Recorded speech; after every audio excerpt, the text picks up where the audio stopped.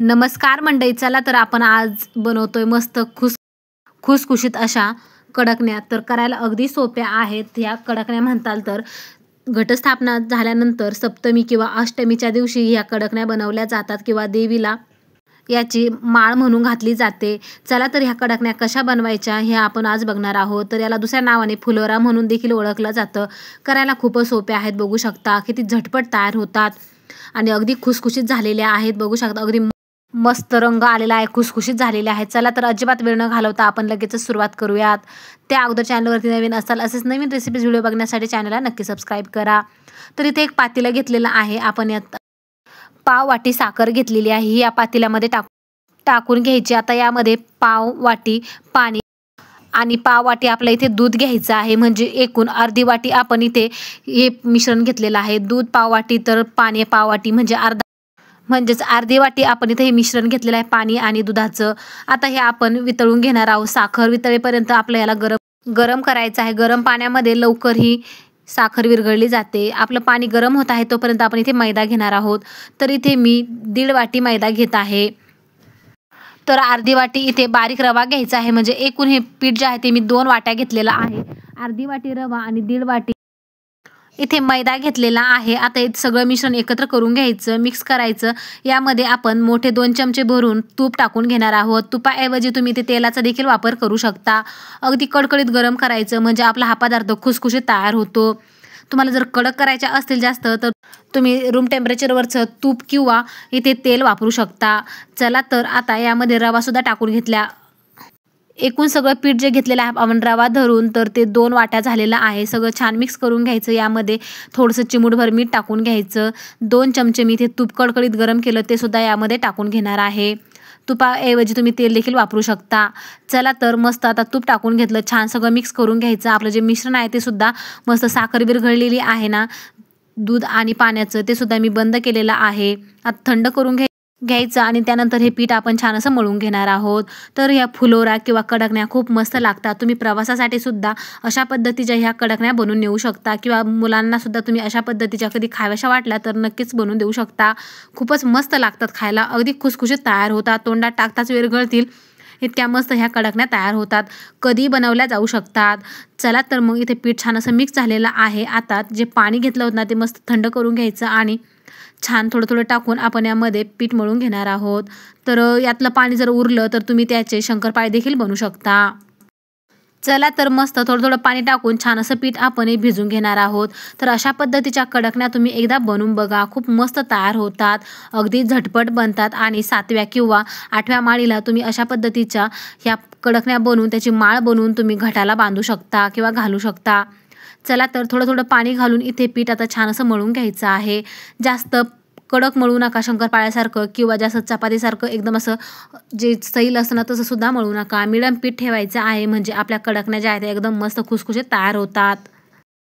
चला तर पीठ इथे मस्त मळून झालेलं आहे. बघू शकता जसं पाणी लागेल तसं इथे पाणी टाकून घ्यायचं. जास्त पाणीसुद्धा टाकू नका. एकखटी पातळ झालं तर त्यामध्ये नंतर मैदा जर मिक्स केला तर कडकणी अगदी वेगळी चवीची होऊ शकते किंवा बेचव होऊ शकते.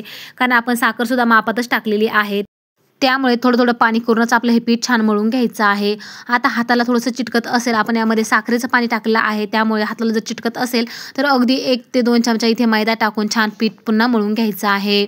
तर बघू शकता मस्त इथे पीठ मळून झालेलं आहे. अशा पद्धतीच्या कडकण्या एकदा बनवून बघा. 7व्या किंवा 8व्या माळीसाठी तुम्ही अशा पद्धतीच्या ह्या कडकण्या बनवू शकता.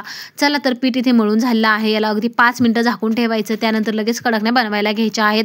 जास्त वेळ जर ठेवलं तर पीठ एकदम कडक होऊ शकतं आणि कडकणी लाटायला किंवा पुरी लाटायला अगदीच जड जाऊ शकतं.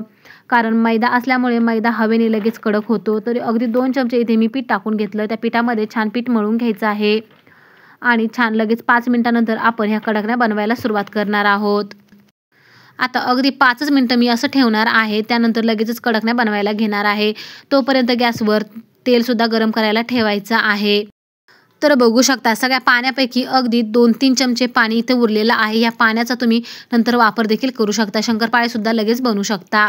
चला तर आता इथे अगदी 5 मिनिटं मी पीठ ठेवलं होतं झाकून. आता लगेच पोळपाट घेतला. यामध्ये आपण एका चपातीच्या आकाराचा उंडा घ्यायचा, थोडंसं सुकं पीठ किंवा मैदा घ्यायचा आहे इथे आणि लगेच आपलं हे लाटून घ्यायचं आहे. चिटकत असेल तर थोडासा मैदा किंवा तेलाचा हात देखील तुम्ही या पिठाला लावू शकता. अगदी पातळसर अशी ही चपाती आपल्या इथे लाटून घ्यायची आहे. कडाकणी अगदी पातळ अशी लाटायची. जाड जर लाटली तर ती अगदी मऊ पडू शकते किंवा मग अगदी मध्येच फुलू शकते. अगदी पुरीसारखी फुलली तर ती अगदी मऊ पडते. त्यामुळे अगदी पातळ असं आपलं हे चपाती जी आहे ती किंवा पुरी जी आहे ती अगदी पातळ अशी लाटून घ्यायची आहे. चला तर मस्त चपाती आता इथे पातळ लाटून घेतलेली आहे. म्हणजे खालची बोटंसुद्धा दिसत आहे चपातीच्या वरून. इतकी अशी पातळ आपल्याला अशी लाटून घ्यायची आहे. तर तुम्ही साध्या पुऱ्यासुद्धा लाटू शकता किंवा अशा पद्धतीने चपाती देखील मोठी लाटून घेऊ शकता आणि नंतर तुम्ही वाटीने किंवा एखाद्या ग्लासने याला कट करून घेऊ शकता. हे सोपं जातं. एक पुरी लाटण्यापेक्षा अशा पद्धतीची एक चपाती लाटून घ्यायची आणि मग नंतर आपण याला कट करून घेणार आहोत. तर मी चपातीच लाटून घेतलेली आहे.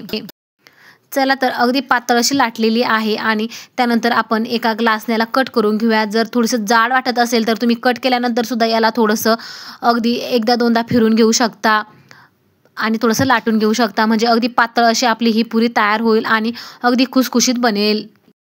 चला तर सगळ्या पुऱ्या आपण याच पद्धतीने बनवून घेणार आहोत. बघू शकता एकाच वेळी इथे 7 पुऱ्या तयार झालेल्या आहेत. आता वरचं पीठ सगळं काढून घ्यायचं आणि ह्या पुऱ्या अजून थोड्याशा लाटून घ्यायच्या. थोड्या जाड वाटत आहेत आणि थोड्याशा मी अजून एकदा दोनदा फिरून घेणार आहे लाटण्याने आणि मस्त अशा पातळसर ह्या पुऱ्या लाटून घेणार आहे. तर बघू शकता अगदी मस्त ह्या पुऱ्या तयार होतात. तुम्ही बनवून बघा या पद्धतीने. अगदी मस्त बनतात आणि खायलासुद्धा खूप चविष्ट लागतात. चला तर सगळ्या पुऱ्या आपण याच पद्धतीने बनवून घेऊयात. तर बघू शकता अगदी मस्त सगळ्या पुऱ्या मी इथे आता कट करून घेतल्या आणि थोड्याशा जाड असल्याकारणाने मी अजून याला एकदा दोनदा थोडंसं लाटून घेणार आहे. म्हणजे अगदी थोडीशी मोठी देखील होईल आणि पातळ देखील होईल. कडाकण्या बनवताना अगदी पातळ अशा लाटायच्या म्हणजे ते अगदी खुसखुशीत किंवा कुरकुरीत तयार होतात. चला तर थोड्याशा अजून लाटून घेऊयात. तर तुम्हाला आजची रेसिपी जराही आवडली तर नक्कीच लाईक करा. इतरांसोबतसुद्धा ही रेसिपी शेअर करा आणि या पद्धतीच्या कडाकण्या तुम्ही नक्की बनवून बघा. कधीही तुम्ही अशा पद्धतीच्या कडाकण्या बनवून खाऊ शकता. चला तर सगळ्या कडाकण्या आपण या पद्धतीने कट करूयात आणि थोड्याशा लाटून देखील घेऊयात. तर अगदी मस्त पातळसर अशा तयार होतात. चला तर इथे मी सगळ्या याच पद्धतीने लाटून घेणार आहे. त्यानंतर गॅसवर मी तेलसुद्धा तापायला ठेवलेलं आहे. लगेच आपण ह्या लाटून लगेच तेलामध्ये तळून घेणार आहोत. तर अगोदर थोडासा तुकडा टाकून बघायचा. मस्त तळून वरती आला समजायचं तेल अगदी मस्त तापलेलं आहे. गॅस हा कमी करायचा आणि मगच ह्या कडाकण्या तळायच्या आहेत. फुल गॅसवरती ह्या कडाकण्या अजिबात तळू नका. नाहीतर त्या अगदी जळू शकतात किंवा नरम देखील पडू शकतात. त्यामुळे ह्या कडाकण्या तळताना अगदी गॅस हा कमी ठेवायचा आणि सगळ्या कडाकण्या कमी गॅसवरच तळून घ्यायच्या आहेत. अगदी पातळ असल्यामुळे ती एकदम घडीवरती घडी पडलेली आहे. ती सुद्धा आपण व्यवस्थित काढून घ्यायची आणि कमी गॅस ठेवूनच आपण ह्या कडाकण्या तळून घेणार आहोत. चला तर सगळ्या कडाकण्या आपण याच पद्धतीने तळून घेऊयात. रंगसुद्धा खूप मस्त येतो. साईडने असा डार्क होतो आणि मध्ये थोडासा फिका रंग असतो. म्हणजे कडाकणी अगदी मस्त तळली जाते आणि अगदी खुसखुशीत तयार होते. तर अशी तेलामध्ये थोडीशी दाबून घ्यायची. बघू शकता मस्त तळली गेलेली आहे आणि आपण हिला लगेचच काढून घेऊयात. सगळ्या कडाकण्या आपण याच पद्धतीने तळून घेणार आहोत. अगदी मस्त असा रंग आलेला आहे आणि जी कुकिंग प्रोसेस जी असते ना ती तळल्यानंतर सुद्धा चालू असते. अजून डार्कसुद्धा होते. त्यामुळे थोड्याशा फिक्या असतानाच काढून घ्यायच्या आहेत. चला तर एक तर तळून दाखवली, दुसरीसुद्धा तुम्हाला तळून दाखवते. अगदी गॅस हा कमी ठेवायचा आहे. सगळ्या कडाकण्या तळेपर्यंत गॅस हा कमीच ठेवायचा. फुल गॅसवरती कडाकणी तळली तर नरम पडू शकते आणि डार्कसुद्धा दिसू शकते. त्यामुळे कमी गॅसवरच सगळ्या कडाकण्या तळून घ्यायच्या. तर बघू शकता दुसरीसुद्धा कडाकणी मस्त टाकून घेतली. तिलासुद्धा असं पलटून घ्यायचं आणि छान अशी तळून घ्यायची. अगदी मस्त असा रंग ह्या कडाकण्याला येतो. अगदी सुंदर दिसतात. अगदी देखण्या ह्या कडाकण्या तयार झालेल्या आहेत. तुम्ही सुद्धा बनवून बघा या पद्धतीने. अजिबात ह्या फुललेल्या नाहीत. म्हणजे अगदी पातळसर अशा लाटलेल्या होत्या. चला तर सगळ्या कडाकण्या आपण याच पद्धतीने तळून घेऊयात. बघू शकता साईडने अगदी डार्क असा रंग नारंगी असा डार्क रंग आलेला आहे आणि मध्ये अगदी मस्त अशा क्रीमी कलरच्या दिसत आहेत. तर बघू शकता किती मस्त रंग आलेला आहे. चला तर सगळ्या कडाकण्या आपण याच पद्धतीने तळून घेऊयात. तर कडाकण्या तर मस्त तळून झालेल्या आहे. सगळ्या बनवून घेतल्या. मस्त भरपूर अशा तयार झालेल्या आहे. बघू शकता काय मस्त रंग आलेला आहे. अगदी पातळसर आणि अगदी खुसखुशीत अशा ह्या कडकण्या तयार झालेल्या आहेत. नक्की बनवून बघा या पद्धतीने. चला तर एक कडकणी तुम्हाला तोडून देखील दाखवते. अगदी मस्त हातावरती चुरगळल्यावर लगेच तुटली जाते. तोंडात टाकताच विरघळेल इतकी मस्त ही कडकणी तयार झालेली आहे. तर तुम्हाला आवाजसुद्धा याचा मी ऐकवला असता, परंतु आजूबाजूला खूपच आवाज असल्याकारणाने मी आवाज नाही ऐकू शकत. तुम्ही हातावरती मी तुम्हाला तोडून दाखवली ती बघू शकता किती मस्त तुटली गेलेली आहे. तर कसा वाटला व्हिडिओ नक्कीच कमेंट्समध्ये सांगा. आवडल्यास लाईक शेअर करा. इतरांसोबत सुद्धा ही रेसिपी जास्तीत जास्त शेअर करा. चला तर मग भेटूया अशाच नवीन रेसिपीसोबत. तोपर्यंत धन्यवाद.